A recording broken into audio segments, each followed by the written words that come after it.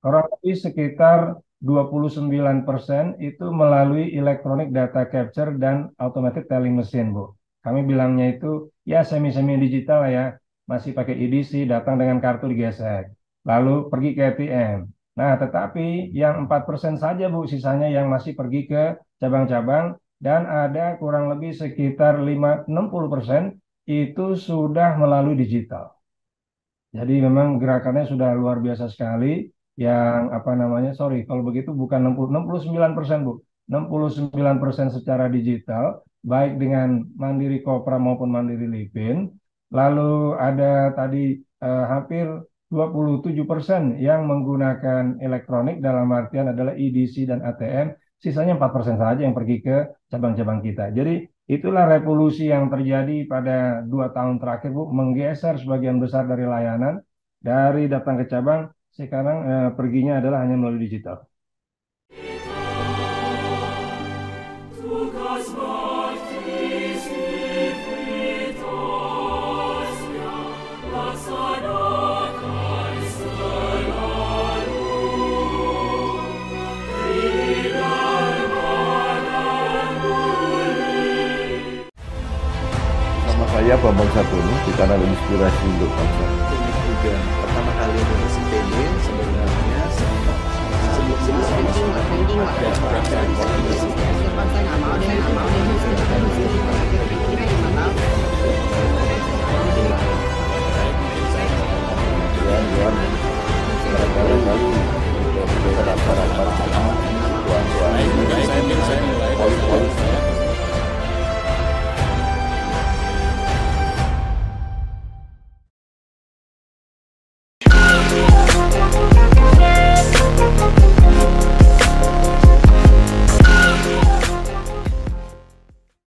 Ya, Assalamualaikum warahmatullahi wabarakatuh. Salam sejahtera untuk kita semua.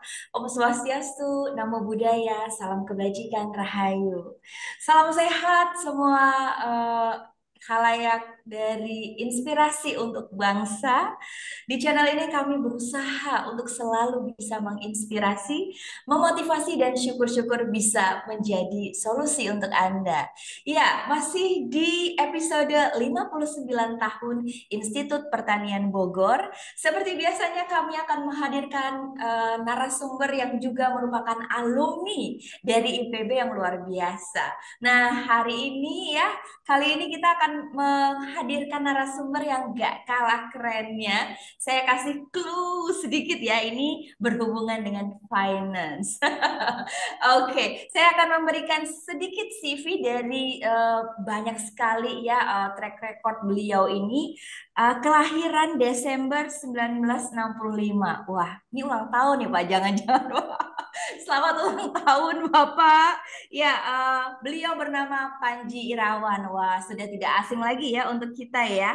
Saat ini memang beliau menduduki posisi sebagai Direktur Operasional. Nanti mungkin bisa diceritakan lebih lanjut soal ini. Tapi sebelumnya beliau juga pernah menjadi Direktur Keuangan PT Mandiri TBK, dan sebelumnya pernah menjadi Komisaris PT Mandiri Sekuritas di 2010 sampai 2016, lalu menjadi Direktur Treasury dan Internasional PT BNI Persero, dan kembali bergabung pada PT Mandiri TBK di Direktur Operasional sampai sekarang. Ya, kita sambut hari ini ya Bapak Panji Irawan. Salam Salam, Bu, sehat. Dr. Lintrang Ratri, Oh, apa kabar? terima kasih Pak Panji. Sehat Pak? Alhamdulillah sehat, Bu Lintang. Alhamdulillah, matur nuwun. Iya, Pak Ya, Panji, ini kan kita mau ngobrol terkait dengan 59 tahun IPB nih, Pak. ya. Iya, eh, Pak Panji boleh diceritakan dulu kuliah di IPB ini lulusan dari mana, Pak? Oke, terima kasih Dr. Lintang Ratri dan juga Sivitas Akademika dari Institut Pertanian Bogor, dari alumni maupun juga yang sedang menjabat di dalam kepengurusan di IPB. Juga teman-teman semuanya, saya perkenalkan, saya Panji Irawan. Sebetulnya saya merasa belum tepat nih dimasukin di dalam acara ini karena saya orang biasa-biasa aja gitu. Nah, jadi, oke, saya kelas balik. Saya masuk IPB tahun 1984. Saya alumni SMA Negeri 70 Bulungan, Jakarta Selatan. Pada saat itu program penelusuran minat dan bakat dan kemampuan tentu saja. Jadi PMDK kalau saya nggak salah programnya, dan menyerupai zaman sebelumnya itu Perintis 2. Jadi saya dari SMA Negeri 70 itu kurang lebih rata-rata 8 sampai 10 orang setiap kelas di yang jurusannya ilmu pengetahuan alam itu bisa diterima di IPB tanpa kita perlu ikut Sipermaru ataupun Skalu zaman dulu. Jadi saya memang tertarik, saya pengen ketika masih belum lulus pun sudah ada yang menerima saya pengen kepastian terlebih dulu saya akan kuliah di mana. Jadi saya masuk di IPB tahun 1984, kalau saya nggak salah April Mei itu saya udah matrikulasi 3 bulan. Jadi, jadilah matrikulasi terlebih dahulu, lalu di TPB masih ketemu dengan banyak alumni yang satu kota, tapi bergabung dengan seluruh Indonesia di kelompok 3. Saya sempat menjadi komisariat tingkat juga tuh Bu Lintang. Saya jadi pemimpin 9 bulan di situ, ngatur-ngatur apa namanya jadwal kalau mau perlu responsi, ujian ini, ujian itu, ya itulah ekstrakurikuler saya yang ternyata di kemudian hari ini menurut saya bermanfaat sekali karena itu rupanya secara tidak sadar saya langsung melakukan multitasking, ya belajar ya bekerja juga buat teman-teman pro bono. Jadi nggak ada apa namanya nggak ada bayaran sama sekali, tapi memang senang jadinya bicara pengumuman-pengumuman. Nah itu kan kalau konti harus pengumuman-pengumuman, jadi pegang mikrofon terus gitu loh Bu. Jadi kayak pagi ini kita pegang mikrofon gitu kan ngasih pengumuman. Tetapi kan mesti nyiapin bagaimana mesti berbicara di depan kelas, bagaimana menghubungin apa namanya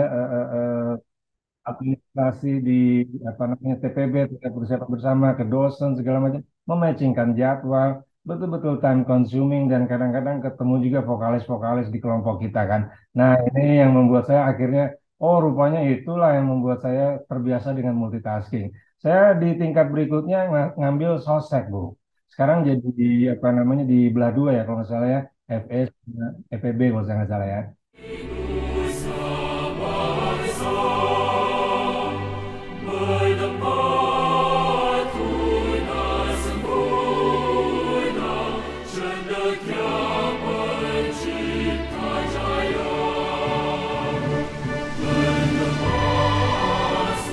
Nah, jadi saya ngambil apa namanya sosek di Fakultasnya Pertanian, jurusannya Sosial Ekonomi Pertanian. Lalu di tingkat tiganya ada lagi penjurusan namanya Ekonomi Sumber Daya. Jadi Ekonomi Pertanian dan Sumber Daya. Itulah saya masuk di situ, Bu. Jadi saya sangat tertarik sekali dengan bidang itu karena yang jelas pertama IPB membuat saya jadi insinyur.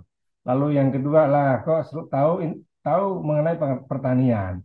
Lalu juga tahu mengenai ekonomi dan tahu juga mengenai studi pembangunan dan ilmu kewilayahan. Jadi itulah yang membentuk saya pada saat itu dan ternyata juga ini yang apa namanya di tingkat 1, tingkat 2 dan seterusnya. Dan di tingkat 1 jangan lupa kita kan belajar segala jenis ilmu, Bu.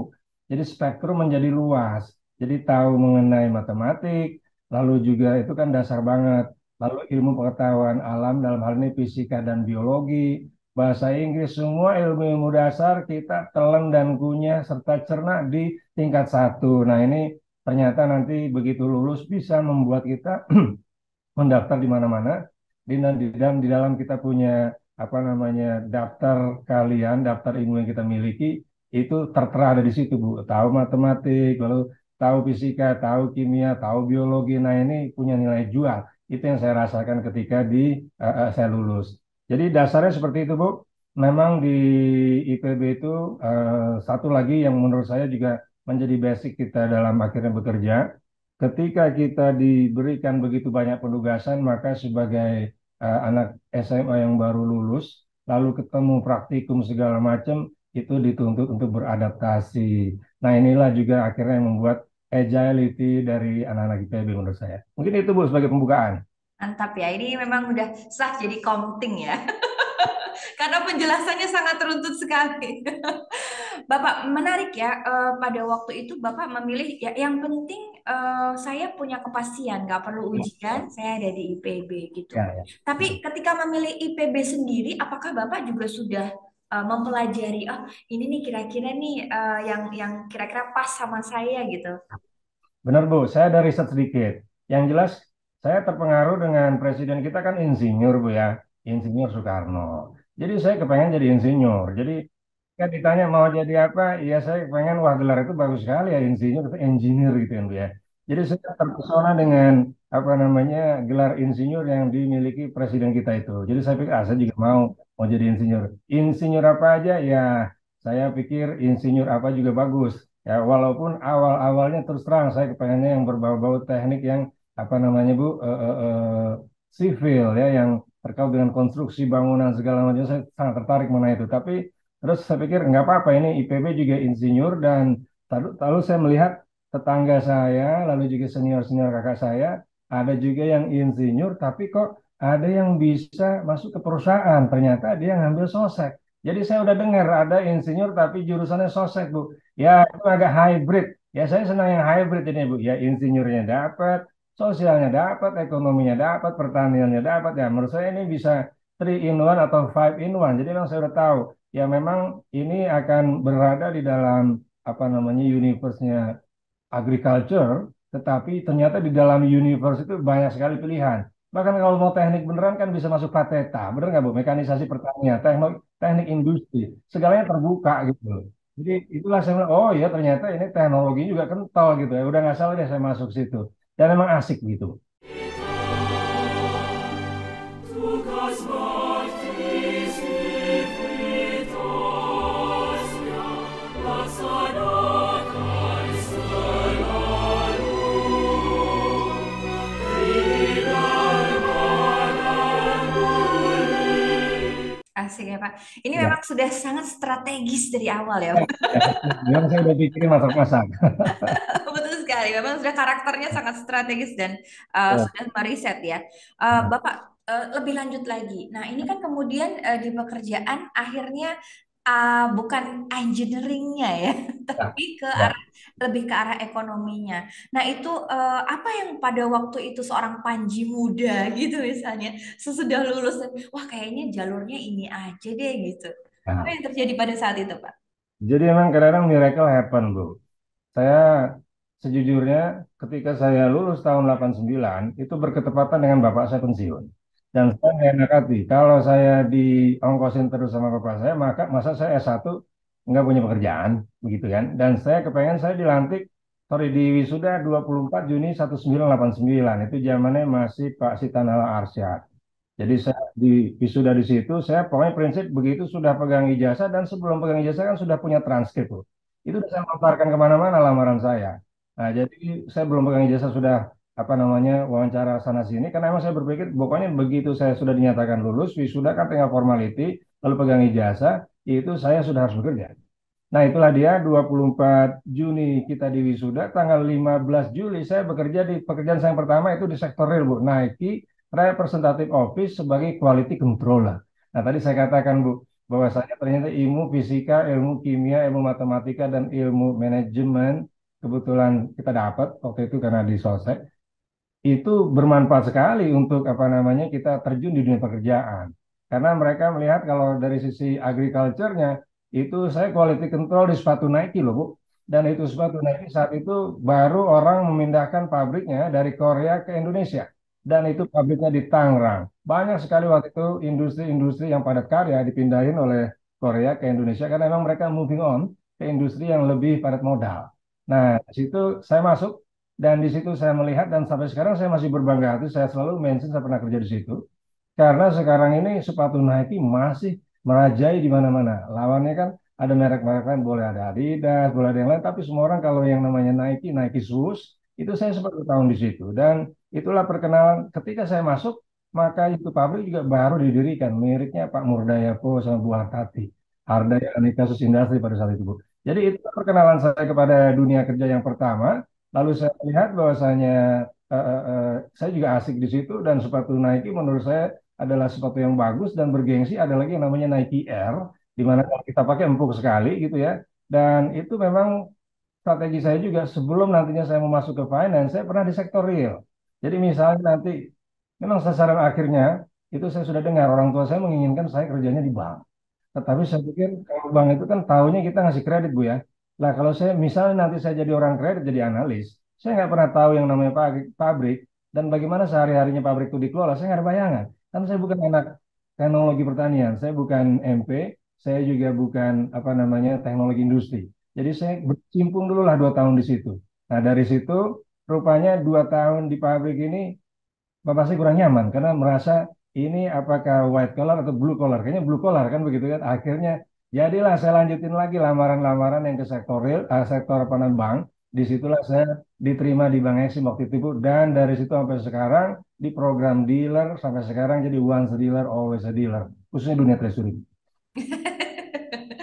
Mantap sekali ini ya Pak. Jadi sekarang udah fix memang jiwanya tuh jiwa ini ya Pak ya bagian sosek gitu ya Pak keuangan ya terutama ya. Baik sebagai Direktur Treasury dan International Banking Bank Mandiri sekarang ini ya Pak ya. Bolehkah kita dibuka dengan bagaimana pandangan Bapak ekonomi 2023 nih Pak? Nah, jadi memang Bu, kita masih akan mengalami suku bunga yang tinggi. Tadi malam dikatakan The Fed menaikkan lagi suku bunga US dollar 50 basis point. Jadi 4,25 sampai 4,75 acuan US dollar buat yang overnight. Ini tentu saja pasti akan diikuti oleh belahan negara lainnya karena walau bagaimanapun US dollar masih merupakan currency yang dominan. Dan Amerika masih salah satu acuan seluruh bank sentral maupun juga fiskal untuk melihat kemana arahannya. Karena begitu mereka menaikkan suku bunga, pasti US dollar ini yang ada di seluruh dunia akan kesedot ke sana karena dirangsang dengan suku bunga yang tinggi.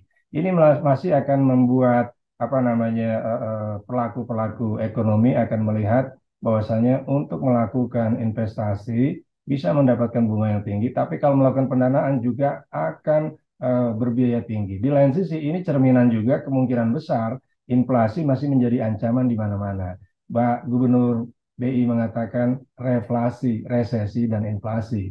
Jadi itulah Bu, kelihatannya tahun 2023 masih dihantui dengan kata-kata resesi, itu pertumbuhan ekonomi yang rendah dan inflasi yang tinggi, sehingga perlu dikawal dengan rezim suku bunga yang tinggi dan likuiditas yang ketat.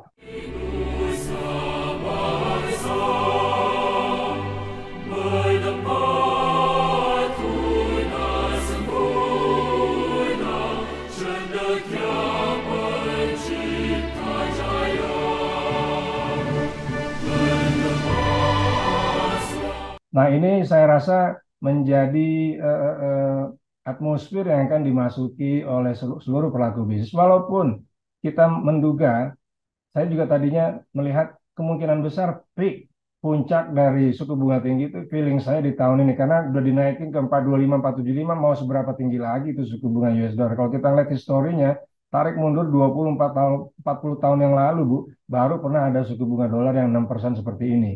Ini kan jarang sekali dan jelas ini akan memukul potensi pertumbuhan karena di mana-mana rezim suku bunga tinggi.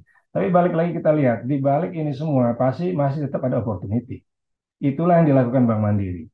Walaupun rezim suku bunga tetap akan tinggi dan sebagai warga global, ya Bank Indonesia, Indonesia pun sama, tidak bisa menghindar dari rezim suku bunga tinggi yang masih dilakukan oleh The Fed dan juga ketatnya likuiditas di belahan dunia, tetapi tetap ada opportunity. Dalam artinya begini, kita memiliki nikel yang sedang naik daun, kita memiliki palm oil. Nah, ini ada relasinya Bu dengan IPB nih. Palm oil nih walau bagaimanapun adalah miracle juga bahwasanya menjadi salah satu engine pertumbuhan Indonesia dan menjadi salah satu yang membuat masyarakat Indonesia itu bisa menggantungkan hidupnya dari perkebunan.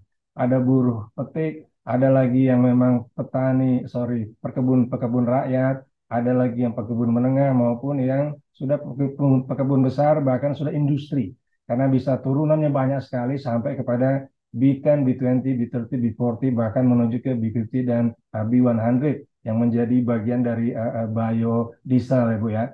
Jadi itu ada IPB masuk di situ dan saya rasa palm oil juga masih akan salah satu komponen yang mendukung pertumbuhan kita. Di lain sisi juga tadi saya mengatakan mengenai nikel dan jangan lupa Pak Presiden mengatakan akan ada hilirisasi jilid 2. Ya setelah nikel yang lumayan settle dalam 10 tahun terakhir, ini Pak Jokowi akan mengumumkan lagi hilirisasi yang terkait mengenai bauksit yang menjadi sumber dari aluminium, Bu.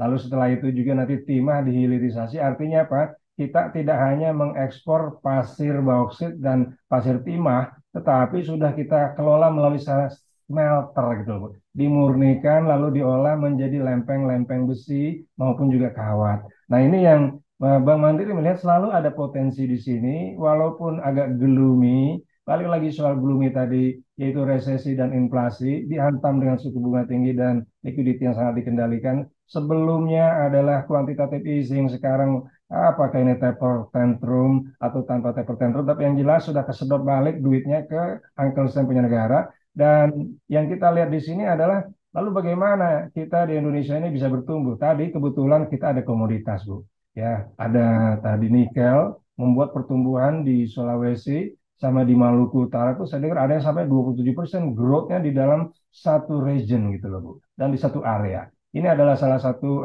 lagi-lagi miracle yang kita miliki. Lalu tadi beralih kepada bauksit, beralih juga kepada timah, dan jangan lupa di antara begitu banyak apa namanya komoditas tadi, kita juga punya 270 juta penduduk yang harus selalu makan, harus selalu berobat, harus selalu transportasi, sehingga ada konsumsi di situ yang selalu akan diperlukan. Artinya buat di sektor konsumen, which is juga besar, Bu, dalam GDP, kami Bank Mandiri juga akan masuk di situ membiayai sektor konsumsi. Antara lain misalnya KPR, lalu juga antara lain fast moving consumer good, apa namanya di sini anak-anak IPB juga banyak nih, Bu, yang dari teknik pangan dan gizi, itu kan pasti banyak tuh mengerjakan apa pembuatan biskuit, lalu juga mie, lalu yang mie tahan lama, lalu begitu banyak industri makanan dan minuman di mana itu ya bahasa gampangnya nggak ada matinya, gue ya sepanjang masih ada orang hidup pasti perlu makanan. Di industri seperti itu kita tetap masuk. Lalu juga telekomunikasi, Bank Mandiri juga tetap masih melihat banyak sekali potensi untuk kita mensupport di saat apapun orang Indonesia selalu pengen komunikasi, Bu. Ya, zaman dulu bersurat-surat, sekarang melalui pulsa. Ya, SMS sekarang pakai WA, internet segala macam. Nah, ini memerlukan jaringan segala macam yang juga memerlukan perawatan dan kami support.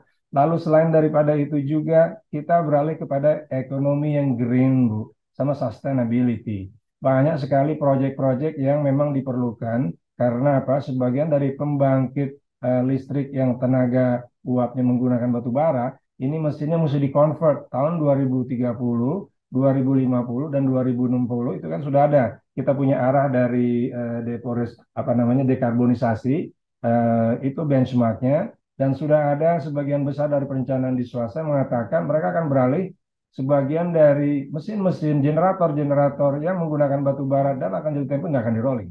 Nah, itu mereka akan ganti kepada energi baru dan terbarukan. Di sini juga Bank Mandiri melihat inilah potensi kami memberikan kredit, Bu, energi baru dan terbarukan. Dan juga tadi konversi-konversi buat pembangkit-pembangkit yang masih menggunakan tenaga batu bara. Jadi dengan penduduk 270 juta, lalu geografi yang sangat luas, komoditasnya banyak, ini membuat kami masih melihat di antara begitu banyak situasi yang gloomy, masih selalu ada opportunity. Yang paling penting kita masih bisa, dan ada riset yang bisa menentukan di mana kami memiliki kesempatan. Pak, hati-hati yo. Bagi para pekerja keras yang berlomba dengan matahari pagi, Durung Kang. Ya, badai dengan kategori 4 ini datang dengan angin. Bojoku ngapa? ada jaminan kecelakaan kerja. Buat yang banting tulang demi cita-cita yang tersayang. Ada jaminan hari Boleh tua. jadi pilot nggak? Boleh, Nduk. Pokoknya Ibu dukung. Hati-hati, Pak. Untuk yang memutar roda mengejar rezeki, nggak khawatir jalani hari. Ada jaminan kematian dan beasiswa 2 anak. BPJS Ketenagakerjaan agar mereka bisa kerja keras bebas cemas. Pasti aman, pasti cair, pasti tenang. Perlindungan pekerja sejahtera. BPJS Ketenagakerjaan. Baik, ini 2 pertanyaan langsung dijawab ya, Pak. Artinya kan memang Bank Mandiri merencanakan menerbitkan obligasi sekitar 800 juta ya, Pak ya.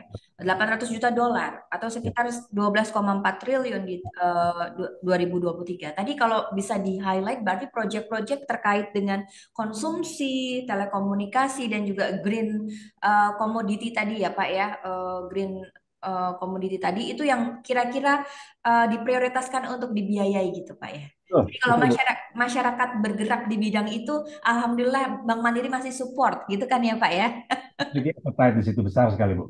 Besar sekali. Dan tadi basis dari kebijakan Bank Mandiri tadi karena kita masih melihat bahwa kita punya potensi yang sangat besar, misalnya Ya. penduduk yang besar, geografis dan Hmm. juga komoditas gitu kan ya Pak ya. Jadi itu yang kemudian menjadi basis Mandiri. Kami kayaknya masih optimis nih di tengah kegloomian perekonomian 2023.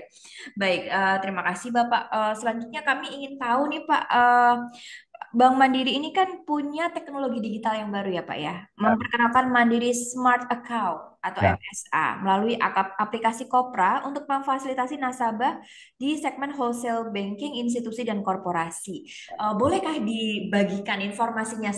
Sekarang ini perkembangannya seperti apa Pak?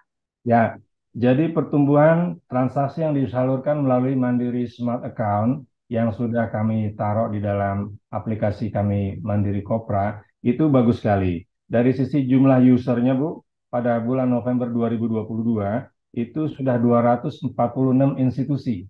Jadi Mandiri Smart Account ini memang ditujukan buat wholesale, Bu, buat perusahaan-perusahaan, buat institusi pemerintahan, atau bahkan buat campus yang memang memiliki apa namanya tagihan maupun juga memiliki liability kepada masyarakat yang dalam jumlah besar dan juga satuan-satuannya bisa kecil bisa besar tiketnya. Nah, ini dengan adanya smart account ini sangat membantu sekali dalam apa namanya perusahaan maupun institusi memanage dia punya tagihan maupun juga dia punya liability. Dan smart account ini contohnya adalah buat kawan-kawan kita di Kementerian Keuangan, lalu di Direktorat Jenderal Perbendaharaan, di mana mereka memiliki jejaring yang sangat besar di 34 provinsi, Bu, banyak kabupaten-kabupaten, dan ini kan ada yang namanya penyaluran dana dari pusat menuju ke daerah dan sebaliknya dari daerah balik lagi ke pusat. Yang sebelumnya banyak rekening, Bu, ini bisa dengan smart account ini bisa dikelola dengan hanya satu giro saja di Kementerian Keuangan, Dirjen Perbendaharaan, lalu di bawahnya adalah sub account ini yang namanya smart account, Bu. Jadi dikelola secara digital. Jadi spesifik memang kami sebagai wholesale bank untuk memfasilitasi dan melayani perusahaan maupun institusi. Institusi itu boleh pemerintahan, tadi saya katakan boleh juga kampus, rumah sakit, bahkan yayasan-yayasan, event yayasan keagamaan bisa sangat kami bantu dengan ini. Jadi tumbuh 246, Bu, dari sebelum tahun lalu itu cuma 226, jadi kurang lebih 10% dia punya pengguna. Lalu dari sisi nilai transaksinya itu mencapai 264 triliun atau naik 69% atau hampir 70%, Bu, ya, secara year on year, di mana tahun lalu itu apa namanya hanya kurang lebih sekitar, saya lihat datanya sebentar, Bu, ya. Eh, 206 tahun lalu itu 133 triliun, tahun ini sudah 264. Jadi volume ini sangat tumbuh pesat, mencerminkan bahwasanya produk dan feature yang kami gelontorkan, kami tawarkan kepada masyarakat ini betul-betul diterima oleh masyarakat dan khususnya adalah dari para perusahaan maupun institusi. Dan kalau kita melihat frekuensi transaksinya, ini ada 1,3 juta transaksi. Kalau dalam satu tahun berarti kalau kita belah 12, Bu, berarti 100 ribu transaksi per bulannya. Dan ini tumbuh 45%. Jadi memang ini adalah bagian dari layanan kami membuat masyarakat dan juga korporasi, wholesale, pemerintahan maupun tadi corporate itu menjadi tidak usah menggunakan rekening yang katakanlah gironya itu mesti ditulis dengan bilet giro atau petugas dari perusahaan dan dari pemerintahan datang ke cabang-cabang kami. Cukup melalui digital aja, Bu. Kita memang melihat di sini pada tahun 2020-2021 adanya pandemi membuat tergopoh-gopoh kita semuanya nih mendigitalisasikan, tapi kita sekarang sudah terbiasa dengan kemudahan ini. Dan ini kalau buat gambaran apa namanya Dokter Lintang, bahwasanya cabang-cabang kami ini udah jarang sekali didatangi orang. Kalau Ibu lihat parkiran-parkiran mobil dan motor itu sudah sedikit karena sebagian dari para pengguna layanan Bank Mandiri itu tidak lagi datang ke cabang, mereka tidak lagi menggunakan kertas dan tidak lagi tanda tangan basah, sebagian besar itu sudah menggunakan secara digital. Kalau saya kasih statistik sedikit, kurang lebih sekitar 29% itu melalui electronic data capture dan automatic telling machine, Bu. Kami bilangnya itu ya semi-semi digital lah ya, masih pakai EDC, datang dengan kartu digesek, lalu pergi ke ATM. Nah, tetapi yang 4% saja, Bu, sisanya yang masih pergi ke cabang-cabang, dan ada kurang lebih sekitar 60% itu sudah melalui digital. Jadi memang gerakannya sudah luar biasa sekali. Yang apa namanya, sorry, kalau begitu bukan 69%, Bu. 69% secara digital, baik dengan Mandiri Kopra maupun Mandiri Livin. Lalu ada tadi hampir 27% yang menggunakan elektronik, dalam artian adalah EDC dan ATM. Sisanya 4% saja yang pergi ke cabang-cabang kita. Jadi itulah revolusi yang terjadi pada 2 tahun terakhir, Bu, menggeser sebagian besar dari layanan, dari datang ke cabang, sekarang perginya adalah hanya melalui digital.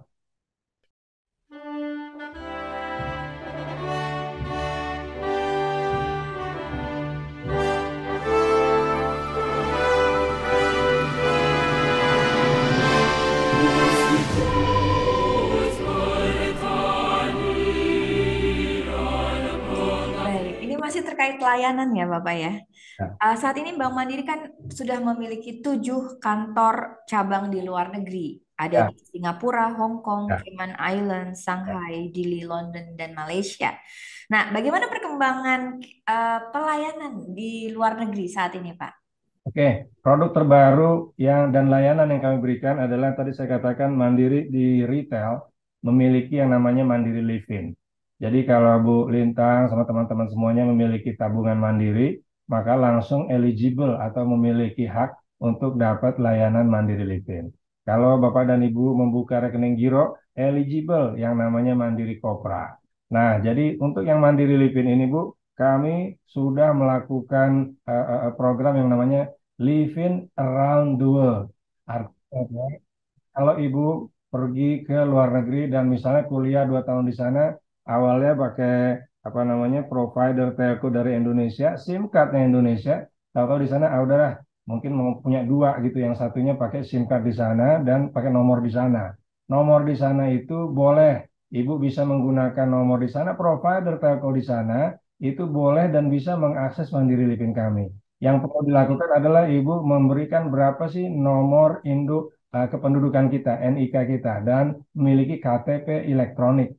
Jadi yang namanya Livin Digital ini, Bu, sudah around the world. Kami sudah melakukan sosialisasi di London, juga di Singapura, dan nanti segera akan ke Hong Kong dan juga negara-negara lainnya. Itu untuk yang retail dalam hal ini adalah Indonesia diaspora.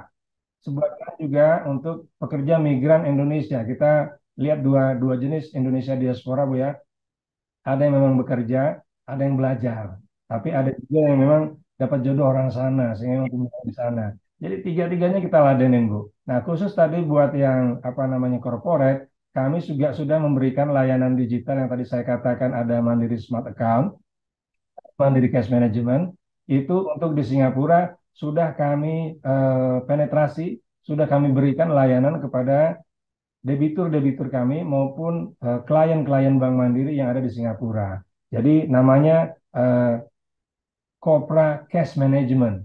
Ini masih cash management, Bu, ya. Jadi dari cash management tahun ini akan total kita berikan experience kepada cabang kami maupun juga nasabah kami. Nah, tahun depan itu betul-betul full layanan Kopranya akan kami injek juga di Singapura. Nah, di tahun ini pun kita sudah mulai approaching untuk di Hong Kong, untuk di Shanghai, dan di Timor Leste. Nah, 3 ini juga kami akan injeksikan dulu cash manajemennya dulu, Bu. Jadi layanan diberikan bukannya kepada masyarakat konsumen, maksud saya konsumen itu consumer, kami bilangnya adalah para individu yang pakai tabungan, tapi juga para pengusaha yang buka giro. Dua-duanya keperluan mereka di luar negeri sudah kami approaching dan sudah kami apa namanya lakukan program-program agar supaya kepentingan Indonesia diaspora maupun juga Indonesian korporasi maupun Indonesian institusi, misalnya tadi ada kedutaan ataupun ada lembaga apa namanya yang terkait dengan ekspor impor kita di apa namanya kantor konjen-konjen, itu bisa terhubung dengan cash management dan individu-individunya bisa menggunakan Mandiri Livin. Begitu, Bu. Ya, baik. Terima kasih. Bapak, di pertengahan tahun 2022, Bank Mandiri ini mengumumkan laba bersih mencapai 20,2 triliun dan ini meningkat 61,7% Betul. dibandingkan tahun sebelumnya. Sebenarnya kalau boleh juga kami diinformasikan, apa saja faktor-faktor yang mendukung dan bagaimana sebetulnya Mandiri memprospek keuntungannya di tahun depan?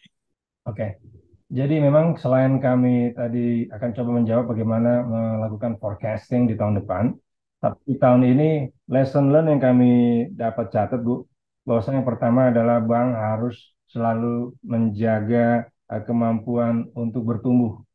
Bertumbuh baik itu di dalam revenue suku bunga maupun juga bertumbuh di dalam kami menjaga sumber pendanaan, dalam hal ini adalah dana pihak ketiga.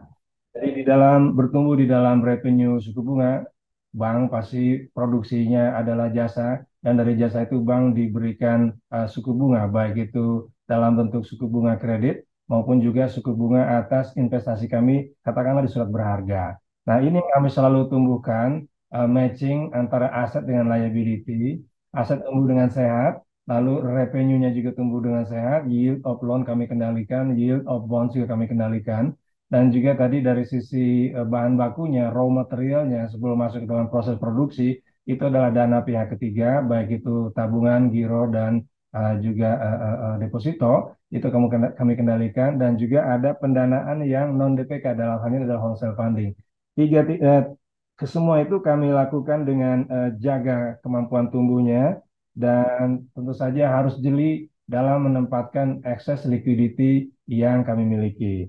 Lalu juga kemampuan mendorong untuk menghasilkan fee-based income tadi, Bu, antara lain kita masuk ke digital, tumbuh ada 20% dalam kami punya fee-based income dari Livin, juga tumbuh fee-based income datang dari transaksi Kopra. Ini juga merupakan salah satu engine yang membuat kami bisa dapat net profit after tax di tahun ini, khususnya di bulan Juni yang datanya tadi Ibu sebutkan 20,2 triliun.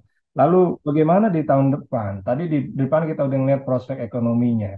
Tapi lagi-lagi kami melihatnya yang paling penting skill set dari individu kami untuk bisa managing aset dan liability, menjaga likuiditasnya.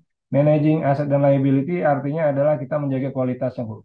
Tentu saja kalau dalam kredit ada persentase tertentu yang mungkin kualitasnya sedikit tidak bagus. Nah, itu yang mesti diminimalisir. Begitu juga di dalam kita mengelola portofolio penempatan lainnya, tentu saja di situ menghadapi risiko pasar, itu juga mesti kita kendalikan.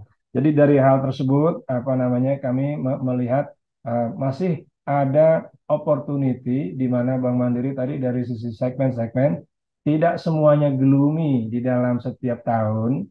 Bank harus jeli dalam melihatnya. Nah, itulah skill set yang dimiliki Bank Mandiri dengan riset yang kami miliki. Kebetulan lembaga riset ekonomi itu ada di tempat saya, Bu, yaitu Office of Chief Economist, ada di tempat kami. Itu yang selalu memberikan kajian terhadap sektor-sektor industri mana saja yang akan tahan terhadap apa istilahnya ya, gempa ekonomi maupun keuangan, katakanlah begitu ya.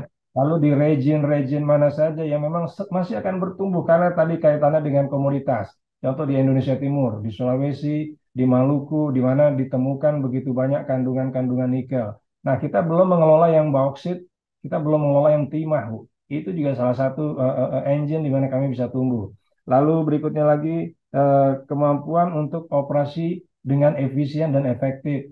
Tadi saya katakan, Mandiri masuk kepada digital, dan saya katakan juga cabang-cabang sekarang nggak seramai dulu, Bu. Dan kalau Ibu pergi ke 241 cabang kami namakan Smart Branch, di situ mungkin nggak begitu banyak orang, paling isinya tiga orang saja, dan itu kalau Ibu mau datang ke situ dan bikin perjanjian kayak mau ke dokter bikin janji melalui Livin, maka itu nanti dilayanin tidak lebih dari 4 menit. Tapi kalau nggak bikin janji, itu bisa 11 menit. Jadi kalau Bapak dan Ibu teman-teman mau pergi ke cabang kami dan bikin perjanjian melalui Mandiri Livin, itu nanti dari Mandiri Livin ketahuan di posisi Ibu berada, cabang terdekat kami ada di mana. Nah, langsung bikin perjanjian, dan di situ nanti tempo yang diperlukan hanya sekitar 4 menit. Jadi sangat singkat sekali. Ya, dan sebagian dari layanan itu jangan lupa sudah bisa diselesaikan melalui Livin dan Kopra. Nah, itu membuat kami bisa menghemat biaya, Bu Dr. Lintang. Jadi, satu, menambah revenue dari bunga maupun fee base. Yang kedua, melakukan efisiensi. Dan tadi saya katakan bahwasanya karena kita go digital, maka cabang itu banyak sekali kami bisa lakukan penghematan. Contoh, Bu, yang sebelumnya mesti banyak tenaga untuk facing di front line, maksud saya teller. Nah, sekarang ini kalau orang mau store bisa pakai uh, cash withdrawal machine and cash deposit machine. Mirip-mirip dengan ATM. Jadi misalnya sekitar mau naruh duit aja atau mau narik duit ketemu ATM atau CDM. Lalu kalau dia mau bertransaksi tadi yang dengan institusi-institusi pakai MSA, cukuplah Kopra. Jadi hal seperti itu, Bu. Itu jadi satu menambah revenue, yang kedua kita melakukan efisiensi dan selalu melihat di mana potensi pertumbuhan-pertumbuhan yang masih muncul. Dan lagi-lagi kami meyakini perbaikan ekonomi terutama di dalam negeri yang semakin meningkatkan kemampuan bank untuk menjaga kualitas kredit dan cost of credit. Begitu Bu Dr. Lintang.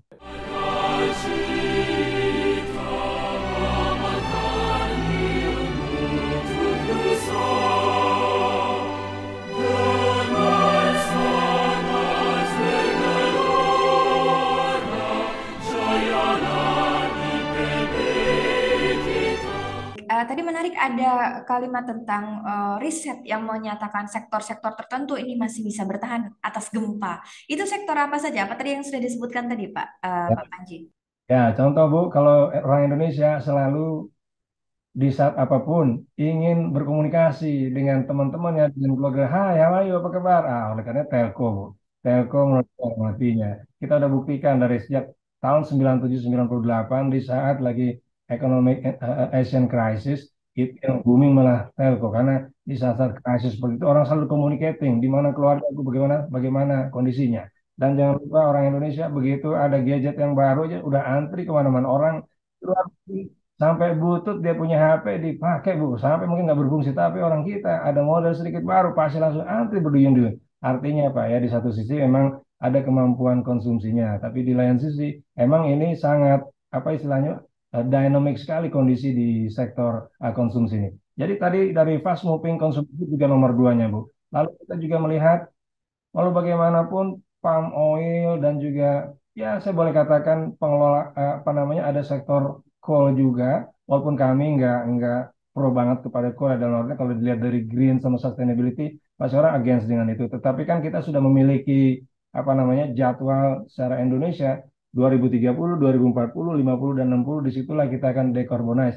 Tapi jangan lupa juga seluruh dunia sedang memerlukan, ya kan? Di Eropa pun dalam musim dingin itu sedang memerlukan. Jadi saya frankly speaking, Bank Mandiri kami melihat segala sesuatu yang memang masih dalam koridor dan tidak ada yang dilanggar, itu Bank Mandiri masih bisa masuk. Dan lagi-lagi banyak sektor yang tadi berdasarkan penelitian kami, contoh lagi Bu, orang memerlukan penggantian turbin maupun generator dari yang menggunakan batu bara menjadi menggunakan yang green dan ramah lingkungan, itu juga menjadi demand. Dan jangan lupa juga banyak region-region yang memerlukan hydro energy financing maupun juga tenaga angin, kincir segala macam. Ini juga masih sangat terbuka untuk kami bantu.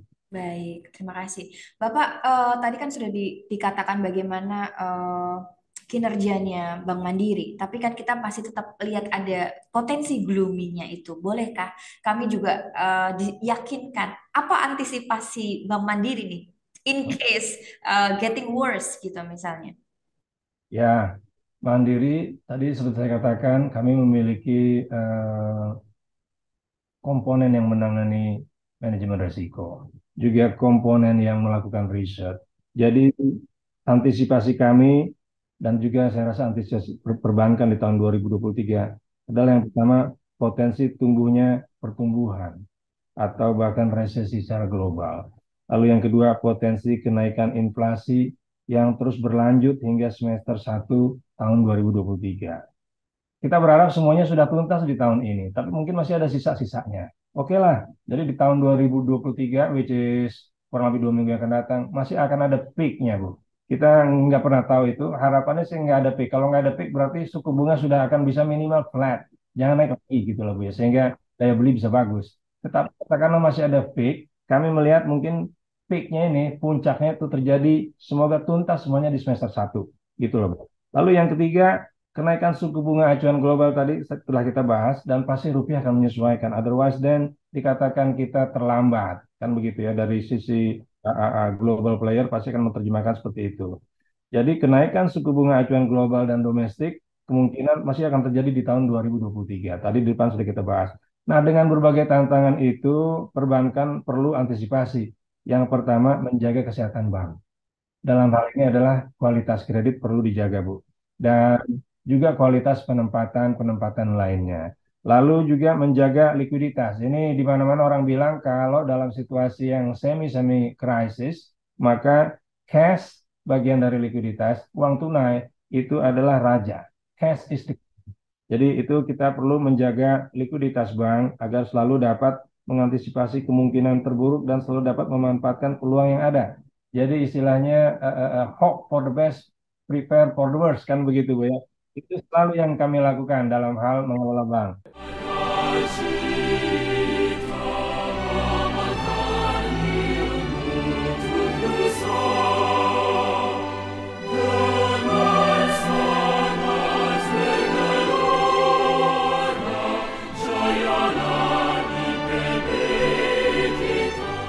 Lalu yang ketiga, melihat peluang tumbuh meskipun di tengah kondisi perekonomian yang tidak favorable. Tadi, di antara yang gloomy itu apa ya, semuanya gloomy? Dalam pengalaman kami enggak, Bu.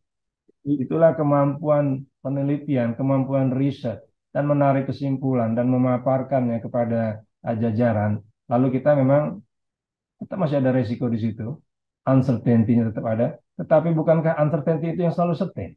Jadi kan sudah biasa menghadapi uncertainty, menghadapi resiko ketidakpastian. Nah, disitulah kemungkinan kemampuan dari bank untuk mengantisipasi dan memitigasi.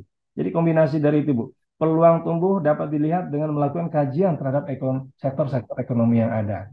Ya, istilahnya gini, di antara begitu banyak, kalau kita lagi mau belanja mobil bekas, apa ya semua mobil bekas itu jelek? Kan enggak. Ada yang kilometernya rendah, ada yang apa namanya dari penampakan luarnya masih bagus. Terus bagaimana dengan mesinnya? Kita bisa pilih-pilih gitu loh, Bu. Ya, jadi kita sangat bisa meneliti dan memilih mana di antara yang gloomy tadi yang ternyata masih bagus. Lalu mendorong pemanfaatan teknologi digital. Jadi serial digital ini nggak akan berhenti cuma di tahun 2020, 21, 22 lantaran dipicu oleh pandemik. Bukan hanya itu akan berkelanjutan gitu loh, Bu. Dan ini tadi saya katakan bonusnya adalah kita memiliki efisiensi. Karena biaya pengelolaan cabang dan human resource itu menjadi lebih efisien dan kita menjadi lebih efektif. Terus juga mendorong bonusnya dengan digital. Ternyata ada sumber penghasilan fee-based income. Kita tadinya pikir, oh hanya layanan-layanan saja. Oh, enggak. Karena kan transfer ini ada di fasnya mungkin biayanya 2.500 ya toh. Fasilitas ini kita mungkin ngambil cuma 500 perak. Tapi teman-teman mungkin yang dari non-bank jangan merasa aduh bang ngambil terus, enggak. Karena untuk kita lari ke digital jangan lupa itu ada biayanya. Itu ada capital expenditure, ada investment, ada OPEX yang harus kami salurkan, yang tadi di satu sisi ada efisiensi, tapi di lain sisi juga muncul biaya baru. Nah, ini kita netting, bank akan nanti melihatnya netting gitu ya. Dan di lain sisi ini juga yang akan membuat nasabah sticky, nasabah lengket dengan kami, dan kalau lengket dengan kami, ya namanya kita bankir Bu ya, tentu saja berharap tabungannya juga makin besar saldonya. Juga gironya makin besar, lalu juga gironya makin besar, dan juga apapun keperluannya diladeni oleh Bank Mandiri. Terus, nomor 6 Bu, kami melakukan stress testing. Jadi ada yang namanya stress testing, yaitu bank melakukan uji terhadap kesehatan bank, serta jangan lupa Bank Mandiri ini juga, mohon maaf Bu ya, bukan sombong, kami ya memang konglomerasi keuangan juga. Ada 11 anak perusahaan kami. Jadi kami melakukan stress testing Bu terhadap kesehatan bank secara ini maupun anak-anak perusahaan. Jadi kita bisa melihat apa namanya seperti apa sih kesehatan kami secara internal. Tetapi kami melakukan stress testing terhadap debitur-debitur kami. Apakah mereka tahan terhadap gempa? Apakah mereka tahan terhadap krisis? Nah, itu berdasarkan sektor, Lalu berdasarkan begitu banyak parameter-parameter yang kami berikan, antara lain tadi terhadap mungkin potensi naiknya suku bunga, nilai tukar, dan segala macam. Itu kami lakukan stress testing bagi diri Bank Mandiri sendiri maupun bagi kami punya klien-klien maupun debitur. Ini penting untuk melihat ketahanan bank kami maupun debitur kami, Bu. Jadi dua hal ini yang kami lakukan. Selanjutnya adalah menghitung resiko terintegrasi secara keseluruhan di anak-anak perusahaan kami. Begitu, Bu.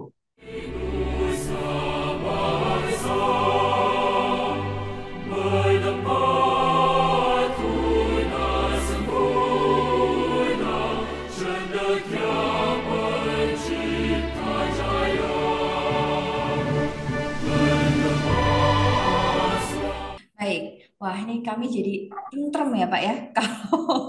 Kalau Bank Mandiri seperti ini, nasabah juga sangat gembira nih Pak mendengarnya.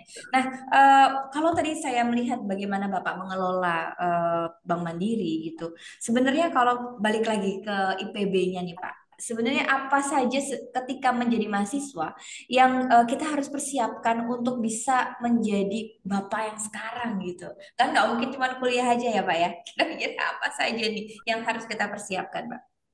Ya, jadi begini, Dokter Lentang. Emang saya terus terang ketika SMA karena saya mau masuk IPB, saya nggak terlalu banyak kegiatan ekstrakurikuler saya. Saya betul-betul supaya nilai saya bagus, rapot saya bagus, karena itu kunci. 5 semester bagus, maka saya bisa masuk IPB. Jadi saya hanya gerak berjalan aja, Bu. Waktu itu PMR namanya. Jadi yang saya biasanya pramuka ikut, panitia ini panitia ikut. Saya di SMA udah menahan diri saya, udah dah. Saya fokus saja, nilai saya masih bagus. Ini SMA saya akan memberikan setiap 8 orang di kelas IPA itu pasti potensinya yang bisa masuk ke dalam IPB. Berarti kurang lebih itu sekitar 15%-an dari 50 orang, Bu ya. Dari 50 orang yang ada di kelas itu berpotensi diterima di IPB. Jadi itu saya punya aiming. Karena ya emang saya udah mengukur semuanya, melihat apa namanya, tadi antara lain saya sudah menghitung begitu saya kalau 4 tahun pas, itu bapak saya 6 bulan kemudian pensiun. Kalau saya 4 tahun, oh udah berketepatan. Jadi saya menghitung betul mana sih sekolah yang akan menjadikan saya dalam tempo 4 sampai 4,5 tahun sudah jadi insinyur, IPB salah satunya. Nah, tapi di SMA saya lebih mengerem, maka di perguruan tinggi, waduh, saya udah ibaratnya kan dream come true masuk IPB. Ya saya dan kawan-kawannya enak semua dan saya banyak kenal orang seluruh Indonesia gitu, Bu ya. Itu saya networking dengan mereka sampai sekarang kita masih punya ketemu di WA Group. Yang teman-teman dari tingkat persiapan bersama, Agatis tahun 84 sama teman-teman Sosek tahun 1985 kita ketemu selalu di WA Group. Nah, jadi balik lagi apa sih yang dilakukan? Jadi kan ketika di kampus ada dua opsi, Bu. Apakah kita menjadi nerd, kutu buku, kampus rumah kos, dan buku dan segala nothing but ilmu. Itu juga nothing wrong with that. Ya bisa nanti jadi profesore dan juga apa namanya tenaga yang sangat ahli di bidangnya. Tetapi nanti kita akan missing ketika kita datang dengan nilai-nilai yang tinggi, tetapi giliran kita bekerja, kita lupa bahwasanya dalam bekerja itu bukan hanya angka indeks prestasi, Bu. Saya melihat bahwasanya kemampuan kita melakukan multitasking, lalu fokus. Karena dalam multitasking itu, bagaimanapun kalau kita nggak bisa fokus, nggak dapat dua-duanya loh, Bu. Jadi saya membiasakan diri dengan apa namanya kepanitiaan, lalu kepengurusan dan menjadi apa namanya mencoba memimpin di tingkat maupun juga waktu itu di Sosek, lalu juga di apa namanya Badan Eksekutif Mahasiswa. Itu dalam rangka saya ketemu pemikiran orang, lalu juga multitasking dan dapat tugas kadang-kadang menjadi bendahara, intinya apa? Menggalang dana lah. Mau menggalang dana di kampus nggak ada duitnya, tapi mau bikin acara porseni. Bagaimana jalan ceritanya? Kan tapi kok bisa porseni setiap tahun jalan gitu ya? Berarti kan ada sumber pendanaan yang di masyarakat di mana mereka bisa menjadi sponsor kita. Nah, karena sudah biasa sejak tidak memiliki dana, bisa ada kegiatan dan aktivitas program lah. Bagaimana ketika sudah di bank, pasti ada budget. Budget ada, Bu. Ya kan? Lah, jadi saya kadang-kadang memacu kawan-kawan saya di tim. Kita ini bukan lagi mahasiswa yang nggak punya duit, nggak punya dana untuk melakukan programming. Kita sudah ada budgetnya. Tentu saja pasti ada targetnya. Target revenue dan budgetnya, buat biayanya ada. Masa nggak kalah dengan mahasiswa yang nggak ada budget tuh jalan.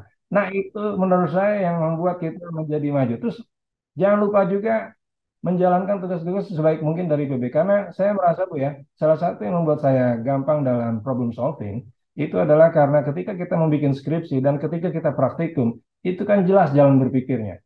Pertama, kenali alat-alat, ya toh. Ketika belum masuk ke dalam praktikum di dalam laboratorium, ada program pengenalan alat-alat.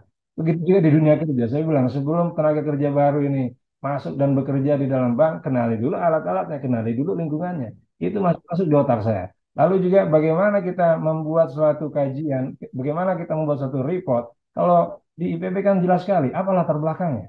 Latar belakangnya mesti ada. Apa masalahnya? Ya kan gitu kan? Terus bagaimana kerangka berpikirnya? Terus apa ya sampelnya? Terus apa kesimpulanmu? Apa rekomendasimu? Itu sampai sekarang kalau bikin nota itu mau bekerja dimanapun itu modal dasar, Bu. Tugas Macht's Fritas, ja, laksanakan selalu. Tidak Karena kadang-kadang mohon maaf, nilai tinggi tetapi giliran membuat satu program atau membuat kejadian apa namanya kajian, bingung kawan kita karena nggak ngerti masalahnya apa. Padahal itu yang paling penting. When the why is clear, then the how is easy. Ah itu menurut saya juga salah satu yang hebat di PB itu, Bu. Jadi itu salah satu apa namanya pemikiran saya. Satu lagi yang paling penting sekarang, Bu ya, kalau saya lihat, walau bagaimanapun saya juga pengguna tenaga kerja, pengguna kampus. Kemarin saya ada di Mandiri University di Wijayasuma di daerah Kalideres, Bu ya. Punya kampus di situ. Saya katakan kepada kawan-kawan saya yang baru memasuki dunia kerja, kebetulan masuknya juga ke Treasury. Saya katakan kepada mereka, ini semua sangat memerlukan agility. Dan saya melihat kampus-kampus itu banyak sekali yang masuk sebagai penyedia tenaga kerja buat Mandiri. Nah, satu poin yang saya mau katakan begini, Bu. Untuk kampus-kampus lain, mereka itu sudah sangat lekat dengan dunia keuangan. Contohnya, ada cabang dari sekuritas di kampus tersebut. Lalu juga mungkin ada corner buat saham. Lalu ada lagi corner yang terkait mengenai berita-berita internasional.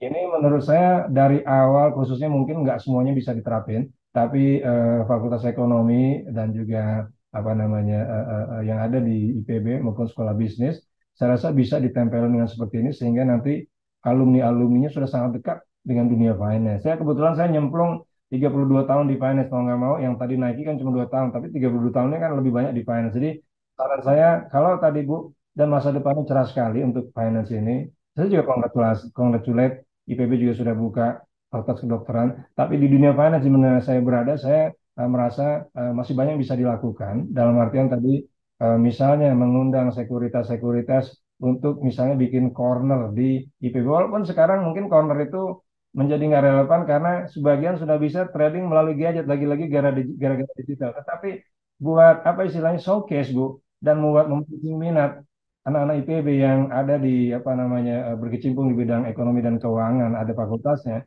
itu bisa dirangsang lagi dengan seperti itu. Plus juga nanti kaitannya dengan yang digital. Statistika dan komputasi di IPB menurut saya kalau bisa lebih lentur lagi memenuhi apa yang diinginkan bank, karena bank sangat membangun dan memerlukan yang namanya developer.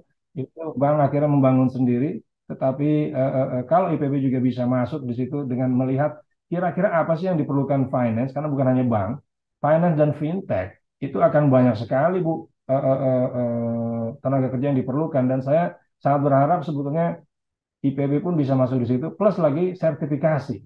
Karena kalau dari S1 ada program tambahan di mana dia langsung bisa dapat sertifikasi misalnya dealer atau sertifikasi sebagai perantara pedagang efek. Itu begitu dia masuk ke dunia kerja dengan sertifikasi yang sudah dimilikinya akan semakin gampang lagi dia diterima di dunia kerja. Dan ini menurut saya sangat terbuka untuk bekerja sama dengan asosiasi-asosiasi profesi maupun juga bank maupun juga apa namanya pekerjaan manapun yang memiliki university, karena kami juga memiliki university, Bu, tapi dalam artinya adalah sebetulnya penggantian dari yang namanya learning center. Learning center dulu kita bilang biro training, ya sekarang kita namanya university, ya seperti itu.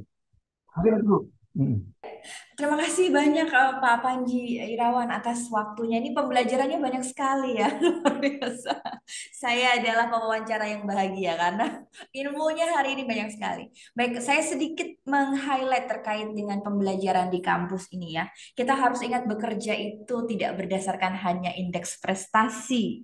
Kita harus bisa fokus multitasking karena itu akan membangun ya kemampuan kita dalam problem solving, kreativitas gitu. Karena when the why is clear, the how is gonna be easy. Kira-kira seperti itu ya Pak ya.